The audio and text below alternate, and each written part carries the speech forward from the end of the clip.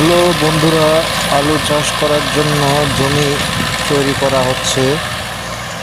মাহিন্দ্রা গাড়ির গোদরাস দিয়ে চাষ করা হচ্ছে। টপর টপর করে চাষ মারতেছে, দেখতে খুব সুন্দর দেখাচ্ছে। পাশে কপি ক্ষেতটিও হয়ে যাচ্ছে, এটাও আলু চাষের উপযোগী হয়ে যাবে আর কিছু দিনের মধ্যে। কপির বাজার বর্তমান খুব ভালো, কৃষক লাভবান ও স্বাবলম্বী হবে আশা করা যাচ্ছে। আলু তো হবে, আলু যাবে 20 থেকে 30 টাকা কেজি, কিন্তু আলুতে একটু খরচ বেশি হয়ে যাচ্ছে, আলু সারের দাম বেশি, তো এই কারণে আপনারা সবাই আলু চাষ করেন, তাহলে সবাই স্বাবলম্বী হতে পারবেন। সঠিক চাষ, সঠিক বীজ নির্বাচন করবেন, তাহলে সবাই স্বাবলম্বী হবেন, অনেক উপরে উঠে যাবেন। অসংখ্য ধন্যবাদ সবাইকে।